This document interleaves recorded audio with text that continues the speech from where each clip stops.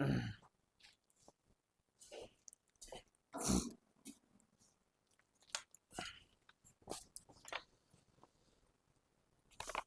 तो ये है सेट नंबर 72, है ना।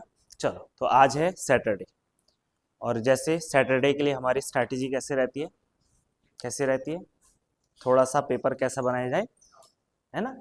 टफ नहीं, एवरेज। आप पहली बार दे रहे हो आप पेपर। हाँ, कैसे पेपर बनता है, एवरेज बनता ना, यानी इजी टू मॉडरेट लेवल का होता है। बाकी जो पेपर होते हैं वो कैसे होते हैं, थोड़ा एवरेज टू थोड़ा टफ लेवल के होते हैं। तो ये पेपर थोड़ा सा क्या होता है, बूस्टिंग होता है, कॉन्फिडेंस बूस्टिंग। ठीक है, तो आज मैं उम्मीद करता हूँ कि आपका पेपर अच्छा हुआ होगा। कैसे हुआ, जानवी जी बताएंगे कैसे हुआ आपका पेपर। बढ़िया है, ठीक या बहुत ठीक, या ठीक ठाक। ठीक ठाक हुआ ना, आपका कैसे हुआ, ठीक ठाक। बाकी लोगों का है बहुत बढ़िया हुआ। चलो, बहुत बढ़िया ही होना चाहिए था ये पेपर। ठीक है, चलो जी, तो पहले प्रश्न पे आ जाते हैं हम। और पहला प्रश्न जो है हमारा है करंट अफेयर से संबंधित। ठीक है, पहले 2-3 प्रश्न हमेशा किससे संबंधित होते हैं, करंट अफेयर से संबंधित होते हैं। तो पहला प्रश्न है कि राज्य के 13 आदर्श संस्कृत ग्रामों को उनके जनपदों से सुमेलित कीजिएगा। ठीक, तो जरा आप सुमेलित कीजिएगा कि कौन सा गांव संस्कृत ग्राम है। देखो, सबसे पहले राज्य सरकार के द्वारा हाल में ही यानी कि 10 अगस्त 2025 में, ठीक है, प्रत्येक जनपद में क्या योजना बनाई जा रही है कि एक क्या होना चाहिए, संस्कृत ग्राम होना चाहिए। ठीक है, और ये इसलिए किया जा रहा है ताकि हमारी जो प्राचीन भाषा है संस्कृत, है ना, वो बची रहे। आम जनमानस में भी हम उसका क्या करें, यूज करें। वो केवल एक विषय के रूप में ही ना पढ़ाया जाए, उसको हम आम जनमानस की बोली में भी उसका क्या करें, यूज करें। तो इसलिए संस्कृत को क्या किया जा रहा है, लगातार प्रमोट किया जा रहा है। ठीक है, अब इसके लिए हमने प्रत्येक जनपद में जो जो गांव डिसाइड किए हैं, तो सबसे पहले देखो यहाँ पे एक गांव लिखा है पांडे गांव। जो पांडे गांव है, तो पांडे गांव बताओ कि कहां का संस्कृत ग्राम है, पांडे गांव कहां का है संस्कृत ग्राम। पांडे गांव किस जनपद का संस्कृत ग्राम घोषित किया गया है। अच्छा, किसी ने नहीं किया है ना। तो पांडे गांव कौन सा हो जाएगा आपका, कपकोट बागेश्वर। बागेश्वर में जिस गांव को आदर्श ग्राम घोषित किया गया है वो कौन सा है, वो है कपकोट बागेश्वर हो जाएगा, पांडे गांव हो जाएगा। ठीक है, उसके अलावा नगला तराई की बात करें तो आसानी से आप इसको याद करने का तरीके देखो। तराई क्षेत्र आपका कहां पड़ता है, नैनीताल का नीचे या उधम सिंह नगर वाला एरिया है ना। तो इसलिए ये हो जाएगा आपका कौन सा, खटीमा। तो खटीमा उधम सिंह नगर में जो गांव आदर्श गांव घोषित किया गया है वो कौन सा आपका, नगला तराई हो जाएगा। उसके बाद जैती पांडे कोटा की बात करें तो जैती पांडे कोटा गांव बताओ कौन सा हो जाएगा, जैती पांडे कोटा गांव ये कहां का है, तो ये आपका ताड़ीखेत अल्मोड़ा का हो जाएगा। ठीक, इसके बाद नेक्स्ट आपका कौन सा है, सेरी गांव। तो सेरी गांव कहां का हो जाएगा, कोटाबाग नैनीताल हो जाएगा। ठीक, अब इसको मैच करो, कौन कौन सा आ रहा है यहाँ पे। सबसे पहले ए का कौन सा हो जाएगा है, तो ये मैंने कपकोट बोला यहाँ पे, अरे ये गड़बड़ हो गया रे। ठीक है, तो ए का ये वाला होना चाहिए था, है। हाँ, तो देखो चलो मैं दोबारा बता देता हूँ इसको। ठीक है, दोबारा मैच करो इसको कि पांडे गांव आपका कौन सा हो जाएगा, कौन सा होगा पांडे गांव। हाँ, पांडे हो जाएगा आपका कोटा गांव। ठीक है, तो गलती से हो गया ये। देखो, पांडे गांव हो जाएगा आपका कोटा गांव, नगला तराई हो जाएगा आपका खटीमा, जैती पांडे हो जाएगा आपका कौन सा, ताड़ी खेत, और सेरी गांव हो जाएगा आपका कपकोट। ठीक है, चलिए जी, तो देखो प्रश्न के हिसाब से आपका डी वाला आंसर सही हो जाएगा। तो पांडे गांव हो गया नैनीताल का आदर्श ग्राम, नगला तराई हो जाएगा आपका उधम सिंह नगर, है ना, खटीमा का आदर्श ग्राम हो जाएगा, जैती पांडे कोटा आपका ताड़ी खेत हो जाएगा, और सेरी गांव आपका कपकोट हो जाएगा। अगर इस योजना की बात करें तो योजना स्टार्ट हुई थी आपकी कब, 10 अगस्त 10 अगस्त 2025 में। और जहां से इस योजना को स्टार्ट किया गया था वो गांव कौन सा है, भोगपुर गांव। कौन सा गांव है, भोगपुर गांव। और भोगपुर गांव कहां का संस्कृत ग्राम घोषित किया गया है, देहरादून का। कहां का, देहरादून का हो जाएगा। ठीक है, चलिए, तो देहरादून के भोगपुर गांव से जो है आदर्श संस्कृत ग्राम योजना स्टार्ट की गई 10 अगस्त 2025 को। इसके अलावा अगर बात करें तो चमोली, चमोली में किस गांव को संस्कृत ग्राम घोषित किया गया है? कौन सा गांव है चमोली में? है चमोली में है नौटी गांव? नहीं, नौटी नहीं, चमोली में डिम्मर गांव है। कौन सा गांव है? डिम्मर गांव है। चमोली में डिम्मर गांव हो जाएगा। इसके अलावा चमोली के बगल में कौन सा डिस्ट्रिक्ट? रुद्रप्रयाग। रुद्रप्रयाग में बताओ आप, रुद्रप्रयाग का कौन सा गांव हो जाएगा? रुद्रप्रयाग का कई बार बता चुका हूं मैं, और अभी हाल में किसी ऑप्शन में भी डाला हुआ था ये गांव, है ना, किसी नदी के किनारे। कौन सा गांव है? ये तो बताओ प्रैक्टिस सेट वाले जो लगातार कर रहे हैं। कौन सा गांव है? बेंजी गांव। कौन सा है? बेंजी गांव हो जाएगा। तो रुद्रप्रयाग में बेंजी गांव को संस्कृत ग्राम घोषित किया गया है। वहीं अगर बात करें तो आपका कौन सा? टिहरी गढ़वाल। टिहरी गढ़वाल में कौन सा गांव है? तो टिहरी गढ़वाल में से मुखेम, ठीक है, मुखेम गांव। ठीक, उसके अलावा अगर पौड़ी गढ़वाल की बात करें तो पौड़ी गढ़वाल में कौन सा गांव है? गौदा गांव। कौन सा गांव हो जाएगा? गौदा गांव हो जाएगा। इसके अलावा अगला है आपका कौन सा? उत्तरकाशी। उत्तरकाशी का कौन सा गांव घोषित किया गया है? तो उत्तरकाशी का है कोट गांव। कौन सा गांव हो जाएगा? कोटा गांव या कोट गांव। ठीक, उत्तरकाशी के बाद देखो देहरादून तो हो ही गया है। अब आपका हरिद्वार, तो हरिद्वार के किस गांव को घोषित किया गया है? तो यह है आपका नूरपुर पंजनहेड़ी। हरिद्वार का है नूरपुर पंजनहेड़ी। नूरपुर पंजनहेड़ी हो जाएगा। ठीक, तो ये गढ़वाल क्षेत्र की होगी। अच्छा, कुमाऊं क्षेत्र का कोई जनपद बचा? कुमाऊं क्षेत्र का है? कुमाऊं क्षेत्र के कौन से जनपद बचे जहां के हमने संस्कृत ग्राम नहीं लिखा है? तो एक बचा आपका चंपावत और दूसरा बचा आपका पिथौरागढ़। ठीक है, चंपावत में जो गांव है, चंपावत में उसका नाम है खर्क कारकी। चंपावत में कौन सा गांव है? खर्क कारकी हो जाएगा। और वही अगर पिथौरागढ़ की बात करें तो पिथौरागढ़ में आपका कौन सा गांव है? तो पिथौरागढ़ में है आपका उर्ग गांव हो जाएगा। ठीक है, पिथौरागढ़ में कौन सा गांव हो गया? उर्ग गांव हो जाएगा। क्लियर है इतना? ठीक है, तो देखो एक एक संस्कृत ग्राम आपको पता होना चाहिए। अब इसको याद कर लो अच्छे से, मैं 2-3 बार प्रैक्टिस सेट में दे चुका हूं, तो अब ठीक से याद कर लेना। ठीक है, चलिए जी, इतनी बात क्लियर है। अगले प्रश्न पे आ जाते हैं, और नेक्स्ट प्रश्न है, पूरा ही गायब हो गया। चलो जी,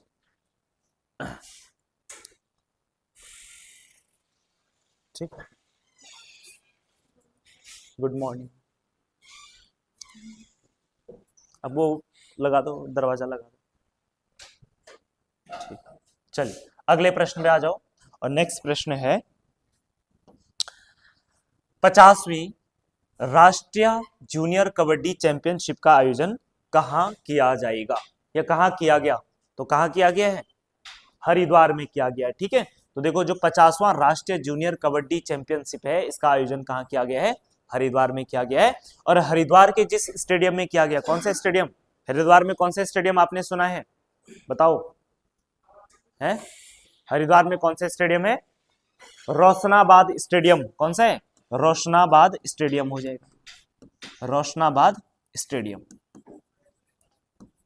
रोशनाबाद स्टेडियम हो जाएगा। ठीक है, तो यहाँ पे जो है जनवरी के माह में क्या आयोजित किया गया? तो 50वीं राष्ट्रीय जूनियर कबड्डी चैंपियनशिप का आयोजन किया गया है। ठीक है, अब इसमें ध्यान रखना, इसमें लगभग 60 टीमों ने क्या लिया है? भाग लिया है। इसके अलावा देखो हमारे राज्य में आप लगातार देख रहे होंगे पिछले 1-2 साल से कोई ना कोई प्रतियोगिता आयोजित की जा रही है ना, वो भी राष्ट्रीय लेवल पे, अंतर्राष्ट्रीय लेवल पे कुछ ना कुछ क्या किया जा रहा है? आयोजित किया जा रहा है। जैसे इनमें से अभी हाल में ही एक प्रतियोगिता संपन्न हुई, उसका नाम क्या है? Water sports cup. ठीक है, water sports cup, water sports cup कहां पे आयोजित किया गया? वाटर स्पोर्ट्स कप कहां पे आयोजित किया गया? बताओ कहां संभावना लग रही है आपको? टिहरी, ऑब्वियसली बात है ना, टिहरी झील। ठीक, तो ये आपका कहां पे हो जाएगा? टिहरी झील में हो जाएगा। इसका आयोजन कहां पे किया गया? टिहरी झील में किया गया। इसके अलावा एक और प्रतियोगिता लिखना, अखिल भारतीय वन खेल प्रतियोगिता हाल में ही आयोजित की गई। अखिल भारतीय वन प्रतियोगिता। ठीक है, और इसका आयोजन कहां पे किया गया? इसका आयोजन कहां पे किया गया? इसका आयोजन देहरादून में मूल रूप से है ना, ठीक है, देहरादून में इसका आयोजन किया गया। अखिल भारतीय वन प्रतियोगिता, अखिल भारतीय वन प्रतियोगिता का मतलब है कि भारत में जितने भी अलग अलग राज्यों के अपने अपने क्या वन विभाग है, तो इन वन विभागों की क्या किया गया, एक इंटर कॉम्पिटिटिव मतलब कंपटीशन रखा गया, ठीक है। तो इनके बीच में आपस में क्या किया गया, प्रतियोगिता की गई। इसके अलावा एक और याद रखेंगे आप, north zone shooting, north zone shooting, ठीक है, चैंपियनशिप, चैंपियनशिप।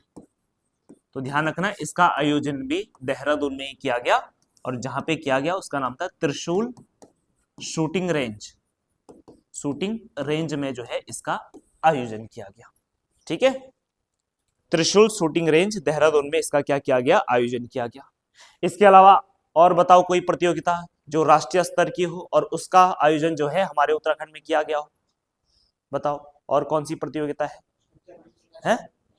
हाँ, सबसे बड़ी चीज क्या है, नेशनल गेम्स। तो ध्यान रखना जो 38वें राष्ट्रीय खेल हैं, 38वें राष्ट्रीय खेलों का आयोजन भी हमारे उत्तराखंड में किया गया, ठीक है। तो ये सभी प्रतियोगिता इंपॉर्टेंट है ना, डिटेल में इनके बारे में पढ़ लेना, इनसे किसी ना किसी से एक एक प्रश्न तो जरूर बनेगा यहाँ से, ठीक है। और इनमें से भी जो सबसे इंपॉर्टेंट है वो क्या है, 38वां राष्ट्रीय खेल है, ठीक है। चलिए अगले प्रश्न पे आ जाऊं। नीति आयोग द्वारा जो सतत विकास लक्ष्य है, ठीक है, इस सतत विकास लक्ष्य में उत्तराखंड को कौन सा स्थान मिला है, पहला स्थान मिला है, ठीक है। Sustainable development goal, sustainable development goal का मतलब क्या है, क्या होता है, फ्यूचर को देखते हुए क्या विकास करना, फ्यूचर को देख के ही विकास किया जाता है, हाँ, पास्ट को देख के किया जाता है विकास, हाँ हाँ, फिर मतलब कैसे, देखो जनरली यहाँ पे क्या है, सस्टेनेबल डेवलपमेंट का मतलब है कि हम विकास तो कर रहे हैं लेकिन कहीं ऐसा ना हो कि विकास के पीछे विनाश ना हो जाए ना। अब जैसे हम रोड ले जा रहे हैं तो भाई हम पहाड़ काट रहे हैं तो विनाश है ना, पक्का है ना भाई, रोड कट रहे हैं, कल के दिन भूस्खलन होगा, कई सारी चीजें होंगी, है ना। तो इसके लिए हमें पहले ही प्रिपेयर रहना पड़ेगा। अगर हम रोड ले जा रहे हैं तो उसके लिए कोई वैकल्पिक व्यवस्था बनानी पड़ेगी, या इस तरीके से रोड काटनी है कि ताकि भविष्य में इससे कोई दिक्कत ना हो, या इसी को बोलते हैं सस्टेनेबल तरीके से क्या करना, यानी सतत विकास लक्ष्य, यानी आगे कोई पर्यावरणीय नुकसान ना हो तो उसके लिए भी तैयार रहना, ठीक है। या हमने क्या कर दिया, बहुत ज्यादा वृक्षारोपण कर दिया ताकि भूस्खलन की समस्या ना हो। जहां हम कटाई कर रहे हैं उससे पहले आसपास जगह क्या लगा दिया, खूब सारे पेड़ लगा दिया, जिससे क्या ना हो, भूक्षरण ना हो। तो इसको कहा जाता है सस्टेनेबल डेवलपमेंट, और वो किसी भी फील्ड में हो सकता है, एजुकेशन के फील्ड में हो सकता है, इंफ्रास्ट्रक्चर हो सकता है, रोड हो सकता है, कुछ भी हो सकता है, ठीक है। तो इस मामले में उत्तराखंड ने जो है पहला स्थान प्राप्त किया है, और किसके साथ, विद केरल। और इनको जो स्कोर मिला है 100 में से कितना मिला है, 79, ठीक है। तो 79 स्कोर के साथ उत्तराखंड और केरल क्या आए हैं, प्रथम स्थान पे रहे, ठीक है। और अभी मैंने पिछले पेपर में जो दिया था आपको, उपभोक्ता इंडेक्स दिया था ना कुछ, उसमें उत्तराखंड का कौन सा स्थान है, हाँ ये भी याद रखना, उत्तराखंड का कौन सा स्थान है, 18वां स्थान है। और पहला स्थान किसने प्राप्त किया था, चेन्नई। चेन्नई कौन सा राज्य है, अच्छा चंडीगढ़ ठीक है, तो ठीक है, चंडीगढ़ ने पहला स्थान प्राप्त किया था, ठीक है। चलो जी, अब अगले प्रश्न पे आ जाओ। नेक्स्ट प्रश्न है आपके पास, और ये हमारी राजकीय चिन्ह से संबंधित है, ठीक है। चलिए जी, राजकीय चिन्ह में पर्वत चोटियों के नीचे गंगा की कितनी लहरों को दर्शाया गया है, 6, 2 आपने जोड़ दी ना हाँ, कितने हैं, 4 लहरें हैं, 6 नहीं है, कितनी है, 4 लहरें हैं। हमारे उत्तराखंड के प्रतीक चिन्ह की बात करें तो आपको पता है प्रतीक चिन्ह कैसा है, कैसा है, हैं? हाँ, तो सबसे पहले देखो ये है हमारा प्रतीक चिन्ह, इस तरीके से ऐसे ही है ऑलमोस्ट, ठीक है। तो देखो सबसे पहले जो ये इस तरीके से प्रतीक चिन्ह बना रखा है, तो ये हमारे राज्य की भौगोलिक दशा का क्या कर रहा है, वर्णन कर रहा है। क्योंकि हमारा उत्तराखंड क्या एक पर्वतीय राज्य है, तो हमने चोटियां दिखा दिया, तो भौगोलिक है ना, भौगोलिक स्वरूप क्या हो गया, रिप्रेजेंट हो गया, ठीक। फिर इसके बाद आपने यहां से इधर लेके आ गए, फिर इसके बाद क्या किया आपने कि जो यहाँ नीचे है, क्योंकि पर्वतों में ही, पर्वतों के बीच क्या बहती है, नदियां बहती है, तो आपने यहाँ पे क्या कर दी, 4 लहरें दिखा दी है ना। तो चाहो तो आप इनको गंगा की 4 लहरें बोलो, तो चाहे इनको 4 नदियां बोलो आप। 4 नदियां कौन कौन सी, यमुना, गंगा, रामगंगा और काली नदी, है ना, अलग अलग क्षेत्रों में हमारे पूरे उत्तराखंड को क्या कर रही है, कवर कर रही है। ठीक है, तो ये गंगा की 4 लहरें बोलो, चाहे आप 4 नदियां बोलो। इसके अलावा देखो यहाँ पे कोई आ गया शायद, दरवाजा खोलो। ठीक है, इसके अलावा देखो जो ये वाला हिस्सा है, ठीक है, ये वाला जो हिस्सा है, इसका जो बैकग्राउंड है किस कलर का है, रेड कलर का है। और यहाँ पे क्या बनाया गया, अशोक की लाट बनाई गई है। क्या बनाई गई है, अशोक की लाट, है ना, जो भी ऐसे है ना, ये बाघ, जो भी 3 मुखी वाला बाघ है, ये बनाया गया। और उसके नीचे क्या लिखा है, इसके नीचे क्या लिखा है, हाँ, सत्यमेव जयते, सत्यमेव जयते। अब देखो हमने ये क्यों बनाया है, यहाँ पे ये क्यों बना रखा है, यहाँ पे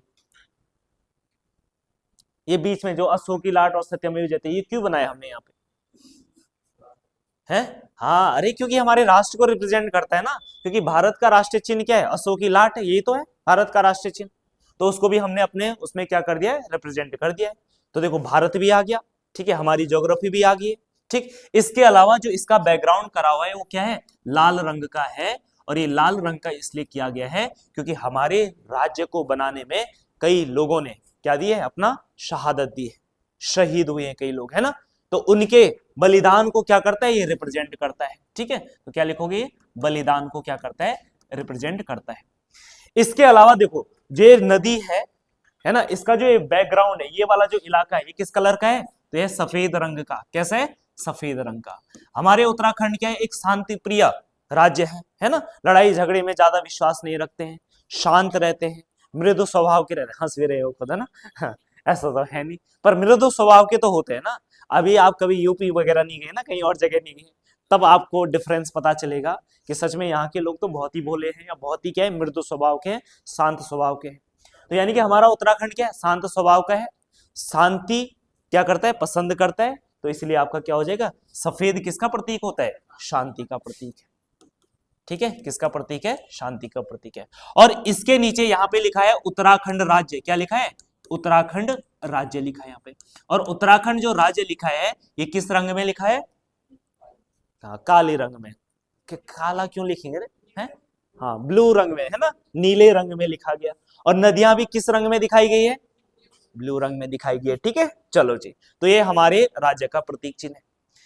इसके अलावा देखो हमारे राज्य के प्रतीक चिन्हों पे एक किताब लिखी गई, उस किताब का नाम क्या है, हाँ, उत्तराखंड के प्रतीक चिन्ह, राज्य चिन्ह नहीं, हाँ, डिफरेंस है। ठीक है, उत्तराखंड के प्रतीक चिन्ह, ये किताब लिखी गई है उत्तराखंड के प्रतीक चिन्ह। बताओ ये किताब किसकी है, ऑप्शन नहीं मिलेगा, बताओ उत्तराखंड के प्रतीक चिन्ह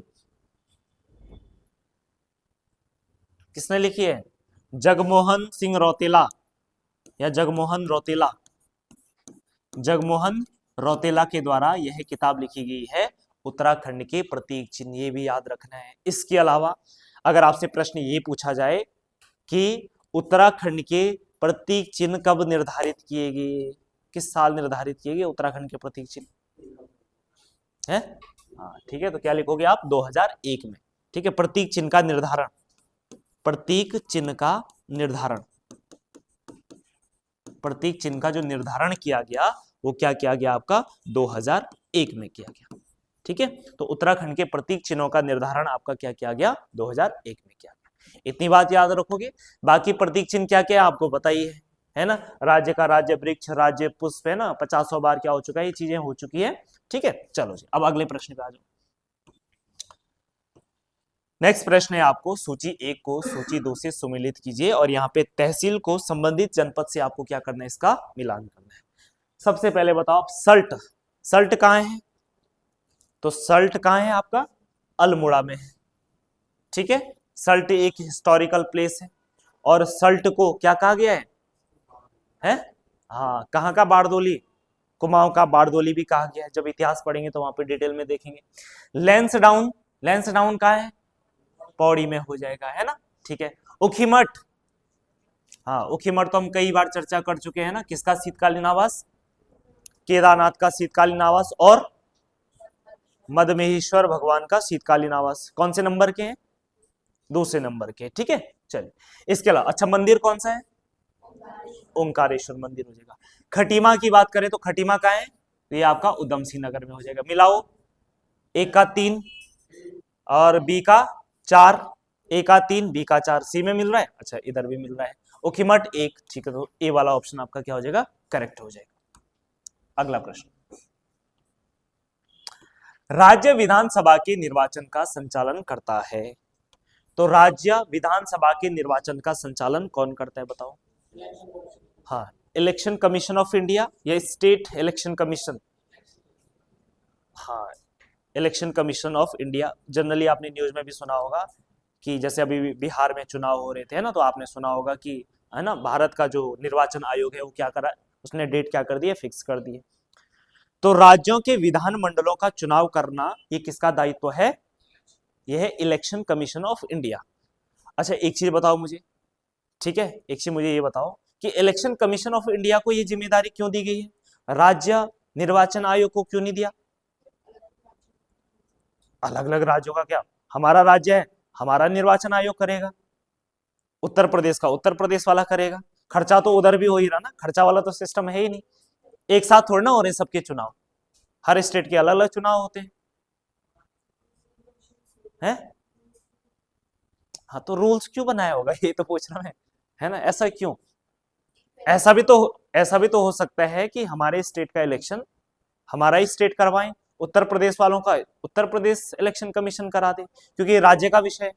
हाँ, इक्वालिटी होगी, तो इसमें डिसइक्वालिटी कहाँ हो रही है। तो उससे क्या है, तो वो तो स्टेट के हिसाब से होगा। हाँ, वो इसलिए है, देखो अगर राज्य निर्वाचन आयोग खुद ही इलेक्शन कराएगा तो वहां पे क्या हो सकता है, धांधली होने के चांस है ना, सरकार का इन्वॉल्वमेंट हो सकता है। अब जैसे उत्तराखंड विधानसभा के चुनाव हो रहे हैं तो वहां पे गवर्नमेंट इन्वॉल्व हो सकती है ना, क्योंकि स्टेट इलेक्शन कमीशन किसके अंडर आ रहा है, राज्य सरकार के अंडर तो आएगा ही, लेकिन राज्य सरकार के अंडर आ रहा है ना, तो कुछ ना कुछ दिक्कतें हो सकती है। फिर स्टेट इलेक्शन कमीशन के पास इतनी टेक्नोलॉजी नहीं होती, इतने एडवांस नहीं होते जितना आपका कौन होगा जितना इलेक्शन कमीशन ऑफ इंडिया होगा, ठीक है। तो इसलिए क्या ये जिम्मा किसको दिया गया है आपका, निर्वाचन आयोग, कौन सा, भारत वाला, ठीक है। तो विधानमंडल का चुनाव करवाना जो है भारत का निर्वाचन आयोग का है। और आप मुझे बताओ कि संविधान के किस चैप्टर में ये बात कही गई है, कौन सा अध्याय है संविधान का, 12 है। चलो और किसी का 11 हो, है किसी का 50वां चैप्टर हो, है कौन सा चैप्टर है, कौन सा है, तो भाग 15, कौन सा है, भाग 15। ये भाग कुछ और नहीं है, चैप्टर ही तो है संविधान के, ठीक है। तो भाग 15 में जो है भारत का निर्वाचन आयोग की बात की गई है, यानी कि इसमें यह लिखा गया है कि देश के चाहे आपके संसद के चुनाव हो, राष्ट्रपति के चुनाव हो, चाहे राज्य विधानमंडलों के चुनाव हो, ये चुनाव कराने के लिए एक संस्था होगी, और ये संस्था कौन सी होगी, भारत का निर्वाचन आयोग, जो कि अपने आप में क्या है, एक संवैधानिक संस्था है, ठीक है। संवैधानिक संस्था का मतलब ये होता है कि वो संस्थाएं जिनके बारे में संविधान में लिखा है, संविधान निर्माताओं के द्वारा लिखा गया, कई संस्थाएं बाद में भी बनाई जाती हैं तो उनको वैधानिक बोलते हैं, संवैधानिक नहीं। संवैधानिक कौन सी होगी, जो संविधान निर्माताओं ने बनाई है, ठीक है। चलिए इसके अंदर जैसे और कौन कौन सी है, जैसे यूपीएससी है ना, संघ लोक सेवा आयोग है, ऑल इंडिया सर्विसेज के लिए क्या बनाएगी, संघ लोक सेवा आयोग बनाएगा, तो ये भी संविधान में व्यवस्था कर रखी है। तो अनुच्छेद आपका 200 नहीं 324 से लेकर के 329 तक, ठीक है, किसके बारे में दिया गया है, भारत के निर्वाचन आयोग के बारे में दिया गया है। इसके अलावा देखो अगर बात की जाए तो उच्च न्यायालयों के मुख्य न्यायाधीश की बात करें तो इनका प्रावधान किस अनुच्छेद में दे रखा है 214 में दे रखा है, अच्छा 214 में है, हाँ। उच्च न्यायालयों के मुख्य न्यायाधीश, तो देखो ये है आपका 216 में दे रखा है, कितने में, 216 में। 214 ये कहता है संविधान का कि प्रत्येक राज्य में न्याय व्यवस्था या न्याय देने के लिए क्या होना चाहिए, एक हाई कोर्ट होना चाहिए, हाई कोर्ट की व्यवस्था की गई। अनुच्छेद 16 में यह कहा गया है कि एक हाई कोर्ट को लीड करने के लिए क्या होना चाहिए, एक मुख्य न्यायाधीश होना चाहिए। और अनुच्छेद 17 यह कहता है, ठीक है, उस हाई कोर्ट में जजों की नियुक्ति, मुख्य न्यायाधीश और अन्य जजों की नियुक्ति की बात करता है, ठीक है। तो ये अनुच्छेद 216 में हो जाएगा। राज्य निर्वाचन आयोग की बात करें तो राज्य निर्वाचन आयोग क्यों बना रखा है, पंचायतों का चुनाव करने के लिए या जो शहरी स्वशासन है, ठीक है। तो राज्य निर्वाचन आयोग जो है आपका किसमें दे रखा है, 243 की, 243 की हो जाएगा। और राज्य के राज्यपाल की व्यवस्था किसमें की गई है, राज्य के राज्यपाल की व्यवस्था है, राज्य के राज्यपाल की व्यवस्था अनुच्छेद 153, ठीक है। अनुच्छेद 153 में यह कहा गया है कि प्रत्येक राज्य का एक संवैधानिक प्रमुख होगा और जो उस राज्य का क्या होगा, प्रथम व्यक्ति होगा, और वही व्यक्ति कौन होगा, राज्यपाल। अनुच्छेद 154 ये कहता है कि राज्य कार्यपालिका की समस्त शक्तियां राज्यपाल में निहित होगी। और अनुच्छेद 155 ये कहता है कि राष्ट्रपति क्या करेगा, राज्यपाल की नियुक्ति करेगा, ठीक है। तो इतनी बात आपको याद रखना है राज्यपाल के बारे में।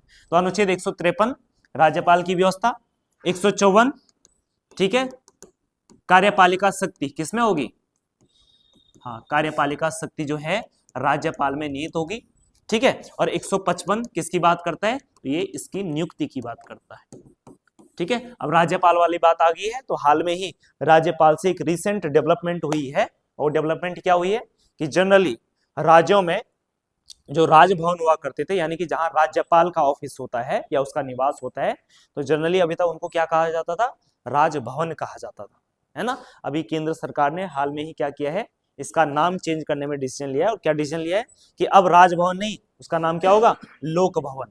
अब राजभवन का नाम क्या होगा, राजभवन का नाम होगा लोक भवन। तो ये बात भी आप याद रखेंगे, ठीक है, लोक भवन।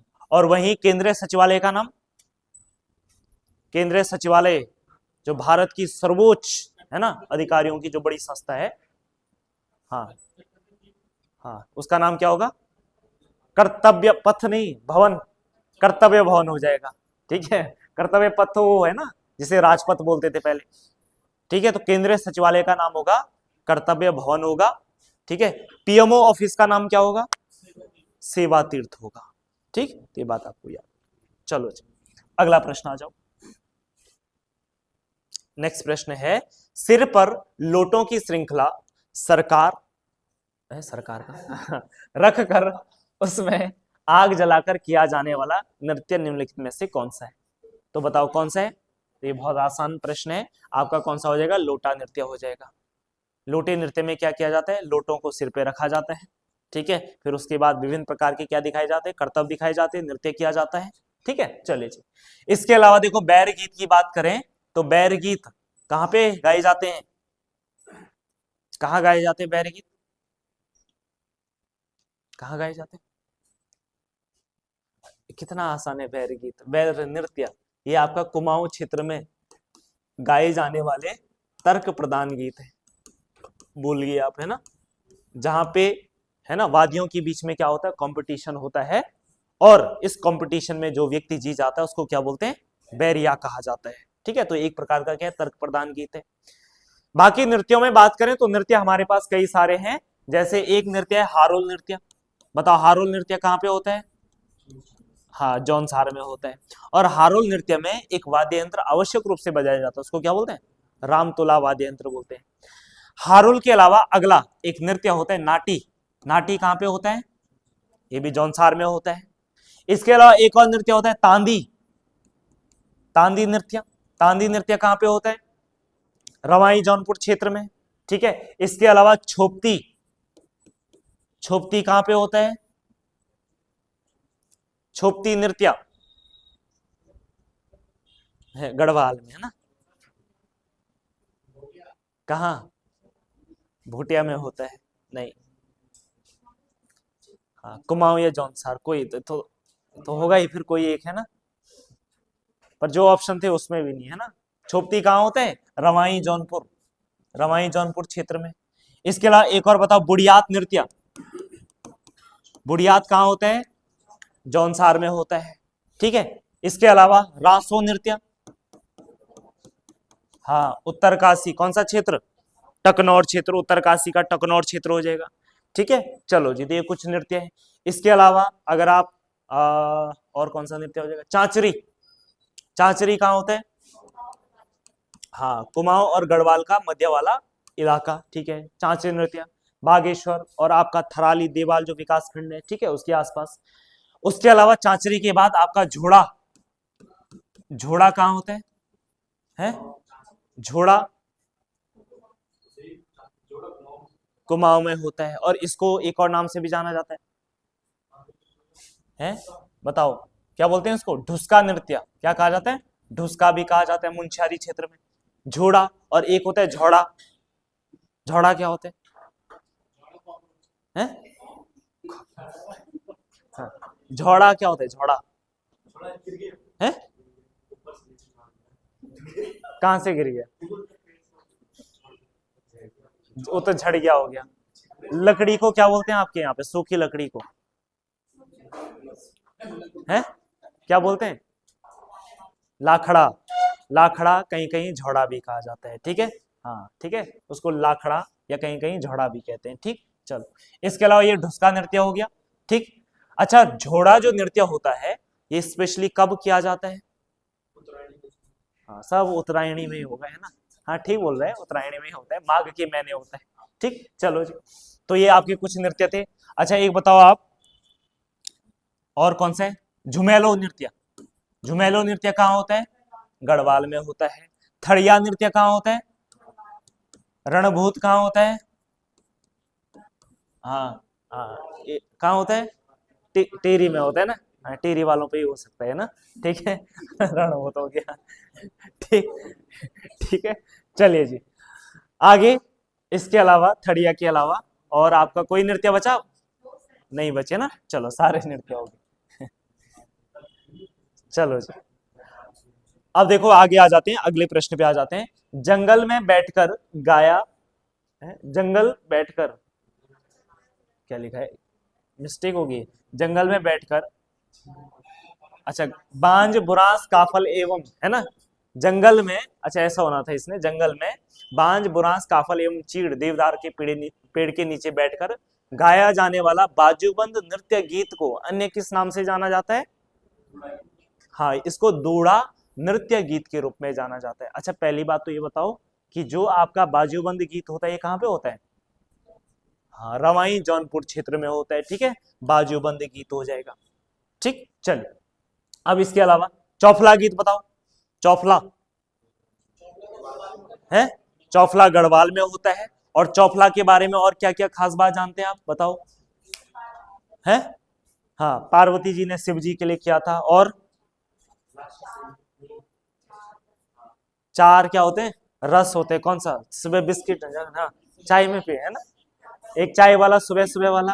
ठीक है, और रति हास, ठीक है, रति हास अनुनय और मनुहार हो जाएगा। ठीक है, इसके अलावा आप बताओ चौफला की तीन अलग अलग शैलियां हैं, कौन कौन सा? हाँ लालुड़ी, ठीक है, खड़ा चौफला और मयूर चौफला हो जाएगा। ठीक है, चलो जी, तो रति हास अनुनय और मनुहार ये चार भाव हो जाएंगे, और ये इसकी क्या हो जाएंगी? तीन शैलियां हो जाएगी। इसके अलावा अगर भाव की बात करूं तो भाव कैसा होगा? है, भाव, भाव कैसा हो जाएगा? श्रृंगार भाव हो जाएगा। अच्छा क्या इसमें प्रेम भाव होगा? हाँ इसमें प्रेम छोड़ो, श्रृंगार छोड़ो, चार चार भाव हैं इसके अंदर, है ना? ठीक है, तो भाव आप कोई भी हो सकता है। चैती पसारा गीत की बात करें, हाँ चैत माह में, ठीक है, नव वर्ष, बैसाख में, हाँ। चैत माह क्या होता है? हिंदू कैलेंडर के हिसाब से नव वर्ष होता है। तो अपने यजमानों को शुभकामना देने के लिए, है ना, तो गीत के रूप में औजी और जो क्या होती है, वधी जाति होती है, तो अपने यजमानों के यहाँ आते ढोल दमाव बजा करके, है ना, नृत्य करते हैं। तो इसको कहा जाता है चैती पसारा, या इसी को क्या कहा जाता है? विरुदावली भी कहा जाता है, या इसी को क्या कहते हैं? कुलाचार भी कहते हैं। क्या कहते हैं? कुलाचार भी कहा जाता है। ठीक है, अब देखो नया साल है, नव वर्ष है, आप किसी को शुभकामना देने जा रहे हैं, ऐसा तो नहीं कि फटे कपड़े पहने, गंदे कपड़े हो रखे हैं ना, कैसे जाएंगे आप? खूब बढ़िया बन के जाएंगे ना, सज धज के जाएंगे। तो इसका मतलब इसमें कैसा भाव है? कैसा भाव होगा इन गीतों में? है श्रृंगार भाव, है ना, तो श्रृंगार प्रधान हो जाएंगे। कैसे हो जाएंगे? श्रृंगार प्रधान हो जाएंगे। ठीक है, चलो जी ये याद रखना। बाकी बासंती गीत की बात करें तो बासंती गीत बच्चों के द्वारा, ठीक है, जब नव वर्ष में चारों तरफ फूल खिले होते हैं तो एक त्योहार मनाया जाता है हमारे राज्य में, उसको क्या बोलते हैं? फुलियार, है ना, या फूल संक्रांत, है ना, कहते हैं फूल फूल संक्रांत कहा जाता है। तो उसमें बच्चों के द्वारा जो गीत गाए जाते हैं उसको कहा जाता है बासंती गीत कहा जाता है, फूल संक्रांत। ठीक है, चलिए अगले प्रश्न पे आ जाओ। नेक्स्ट प्रश्न देखो, वाद्य यंत्रों की बात करें तो इनको सही आपको सुमेलित करना है। देखो सबसे पहले ढोल की बात करें तो ढोल कैसा वाद्य यंत्र है? अवनद वाद्य यंत्र है, या इसी को चर्म वाद्य यंत्र भी कहा जाता है ना। ठीक है, तो ढोल आपका अवनद या चर्म वाद्य यंत्र हो जाएगा। कैसा हो जाएगा? चर्म वाद्य यंत्र हो जाएगा। रणसिंघा, रणसिंघा कैसा हो जाएगा? सुशिर वाद्य यंत्र हो जाएगा। और अगर आपको रणसिंघा पता है तो बस प्रश्न खत्म हो गया है। अच्छा, रणसिंघा का एक है ना, तो एक ही में था। अच्छा, ये दो जगह है, ठीक है, तो यानी कि दो जगह है अभी, है ना। ठीक, चलिए जी। उसके बाद मंजीरा, मंजीरा की बात करें हाँ तो ये आपका घन वाद्य यंत्र हो जाएगा। और एक तारा की बात करें तो ये आपका तार वाद्य यंत्र हो जाएगा। तो कौन सा सही हुआ आपका? ए वाला आपका बिल्कुल राइट आंसर हो जाएगा। सुशिर वाद्य यंत्रों की बात करें तो सुशिर वाद्य यंत्र उन वाद्य यंत्रों को कहा जाता है जिनको हम फूक के द्वारा बजाया जाता है ना, फूक मार के बजाया जाता है। जैसे जैसे कौन कौन से होते? आपके मशकबीन हो गया, जैसे कौन सा हो गया? मशकबीन हो गया। मशकबीन के अलावा जैसे आपका मोछंग हो गया, कौन सा हो जाएगा? मोछंग हो जाएगा। मोछंग के अलावा और कोई याद आ रहा हो? है? हाँ, वो तो यही तो है ना। अलगोजा, अगला है अलगोजा। अलगोजा को ही याद रखना, इसी को रामसोर भी कहा जाता है। ठीक है, और बेसिकली ये दो मुरलियों का क्या होता है? जोड़ा होता है, इसीलिए इसको क्या कहा जाता है? जौला मुरली भी कहा जाता है। क्या कहा जाता है? जौलिया मुरली भी कहा जाता है। और कोई होता है तुरही, तुरही भी आपका क्या होता है? सुशिर वाद्य यंत्र होता है ना। विणाई नहीं, विणाई घन वाद्य इसमें आता है, घन वाले में आता है। ठीक, इसके बाद देखो तार में बताओ, तार में कौन कौन से वाद्य यंत्र है? एक तारा, दो तारा, गोपी चंद का एक तारा। ठीक है, मंजीरा। उसके बाद अवनद में बताओ, अवनद या चर्म में तो ये आपका ढोल हो गया, दमाऊ हो गया और नगाड़ा। ठीक है, इसके अलावा हुड़का, ठीक है, और डौर हो जाएगा। इसके अलावा डफली हो जाएगा। ठीक है, तो ये आपके कुछ प्रमुख वाद्य यंत्र हो जाएंगे। इसके अलावा अगला आपका कौन सा हो जाएगा? घन वाद्य यंत्र में, तो घन वाद्य यंत्र में कौन सा है आपका? एक वीणाई हो गया। ठीक है, वीणाई के अलावा मंजीरा हो गया। ठीक है, कसेटी हो गया। ठीक है, इसके अलावा करताल हो गया। ठीक है, करताल हो गया। ठीक, तो ये कुछ प्रमुख वाद्य यंत्र है। चिमटा हो गया, चिमटा बजा है? मारा भी है किसी को? हाँ है ना, तो चिमटा होता है ना जो ऐसे ऐसे ऐसे करके बजाते हैं। ठीक है, तो चिमटा हो जाएगा। है और भी कोई? नहीं। ठीक है, चलो जी, तो ये आपके सारे वाद्य यंत्र हो जाएंगे। अगले वाद्य यंत्र पे आ जाते हैं। पैर में पहने जाने वाले आभूषणों की बात करते हैं भाई। पैर में पहना जाने वाला, क्या कंडवा पैर में पहना जाता है? क्या इसको सुमधन बोलते हैं? तो समधन किसे बोलते हैं फिर? हैं? हाँ, है दीदी की माँ, तो बीबी की माँ आपकी समधन होगी। आपकी सासू होगी ना वो तो, है ना। ये बोलो बीबी की माँ मेरे पिताजी की समधन होगी, ये बोलो ना। है ना। हाँ, ठीक है, तो ये कंडवा या क्या बोले सुमधन या सुधमन लिखा है यहाँ पे। ठीक है, तो कंडवा ये पैर का आभूषण है। पौंटा व झिवरा, झिवरा को ही क्या बोलते हैं? झांवर भी कहा जाता है। ठीक, चलिए इसके अलावा इमरती, क्या पैर का आभूषण है? तो बिल्कुल ये भी पैर का आभूषण है। इसके अलावा पैर के आभूषण में और कौन सा है? लच्छा पराठा खाया है आपने? नहीं खाया है? हाँ, बस ये आभूषण वाला मत खा लेना, है ना, ये पहनने वाला आभूषण है। ठीक है, लच्छा हो जाएगा। लच्छा के अलावा और बात करें तो आपका एक होता है कौन सा? पल्ल्या। कौन सा होता है? पल्ल्या। पल्ल्या को ही आपने बिछुआ देखा होगा ना, बिछुआ जनरली कौन पहनता है? हाँ, महिला, तो महिला के पुरुष पहनेगा नहीं तो हाँ है महिला पहनती है कि।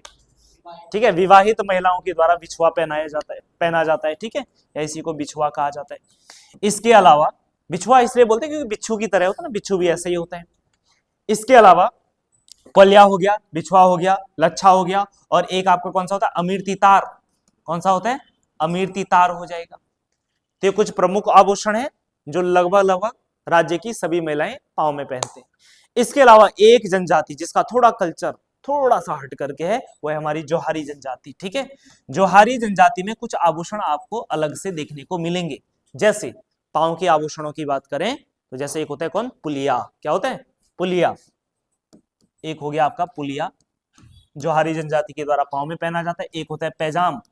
क्या होता है, पैजाम होता है। एक होता है आपका कौन सा, गिनाल। तो ये जोहारी जनजाति की महिलाओं के द्वारा पहने जाने वाला पांव का आभूषण है। ठीक है, चलो अगले प्रश्न पे आ जाओ। किस फिल्म का चयन दक्षिण कोरिया के बुसान शहर में आयोजित 39वें इंटरनेशनल शॉर्ट फिल्म फेस्टिवल में प्रदर्शन के लिए किया गया था? तो कौन सा था? हाँ, माधुली। माधुली तो लिखा भी नहीं, मधुली लिखा है ना। हाँ ठीक है, तो यह है आपका पाताल ती। कौन सी है, पाताल ती। पाताल ती की बात करें तो ये भूटिया जनजाति के एक किशोर पे आधारित ये क्या है, एक लघु कहानी है ना। तो इसी फिल्म को क्या दिया गया है, ये अवार्ड दिया गया है। तो क्या लिखोगे आप, भूटिया जनजाति पे आधारित है। और किसकी है, एक किशोर की इसमें क्या है, कहानी, किशोर की कहानी पे आधारित यह फिल्म है। और फिल्म बहुत लंबी नहीं है, कैसी है, छोटी फिल्म है, लघु फिल्म है। क्लियर है इतनी बात? चलो जी, बाकी एक फिल्म है जिसका नाम है पितरकूड़ा। और क्या आप जानते हैं पितरकूड़ा क्या होता है? क्या होता है पितरकूड़ा? हाँ, पितरकूड़ी कहते हैं। ठीक है, तो कई बार देखो आपने देखा होगा, आप जैसे जब कोई व्यक्ति है ना, पहाड़ों में कोई व्यक्ति मर जाता है तो उसके बाद ऐसा नहीं कि वो चला गया, उसके मतलब कुछ थोड़ा पत्थर की चीजें एक अलग से उनके लिए भी क्या होता है, घर होता है ना। घर का मतलब ये नहीं वहां आलीशान बिल्डिंग बना दी, है ना। घर का मतलब एक छोटा सा पत्थर का बनाया जाता है और वहां अपने पूर्वजों या अपने पितरों को रखा जाता है वहां पे। ठीक है, ऐसी परंपरा है। ठीक है, तो यानी कि कहीं ना कहीं अगर ऐसी परंपरा है तो ये पितरकूड़ा जो फिल्म होगी वो कहीं ना कहीं हमारी संस्कृति को क्या कर रही होगी, रिप्रेजेंट कर रही होगी। ठीक है, तो बेसिकली पितरकूड़ा में जो है गढ़वाल की जो संस्कृति है, संस्कृति एवं जो हमारे क्या है सामाजिक मुद्दे हैं, इन सामाजिक मुद्दों पे आधारित क्या है ये फिल्म है। ठीक है, तो गढ़वाल की संस्कृति एवं सामाजिक मुद्दों पे आधारित फिल्म कौन सी है, पितरकूड़ा है। वहीं मधुली की बात करें तो मधुली फिल्म जो आई थी वो कब आई थी, 2007 में आई थी। और मधुली फिल्म क्यों इंपॉर्टेंट है अपने आप में, क्यों इंपॉर्टेंट है मधुली फिल्म? पहली बार महिलाओं ने पार्टिसिपेट किया था। हाँ, हल्ला करने में। हाँ, कैसे, मूवी में पहली बार महिलाओं ने 2007 में एंटर करी, ऐसे ही था कुछ। अच्छा जी, हाँ, वो जय विजय पता नहीं कौन सा नाटक आ रहा हो उनको 1900 कुछ का है जिस नाटक में पहली बार है ना महिलाओं ने क्या किया था, अभिनय किया था। मूवी में थोड़ी ना ऐसा प्रश्न की महिलाओं ने पहली बार है। 2007 की जो ये मूवी आई मधुली, मधुली की बात करें तो ये कुली बेगार आधारित पे फिल्म है। ठीक है, कुली बेगार पर आधारित क्या है, यह है फिल्म है, मधुली फिल्म। ठीक है, जो कि 2007 में क्या होती है, रिलीज होती है। वही मिशन देवभूमि कितनी बार बता चुका हूं मैं, है ना। मिशन देवभूमि किससे संबंधित है,